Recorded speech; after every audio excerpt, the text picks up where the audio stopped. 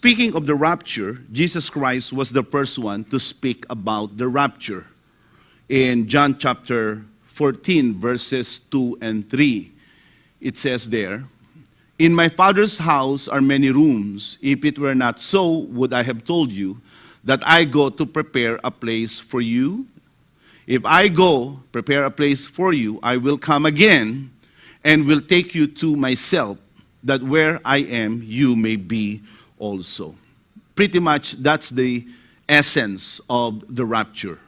Christ Jesus from the heavenlies will suddenly appear, and in an instantaneous secret rendezvous with the saints, he will take the saints to be with him in heaven for eternity.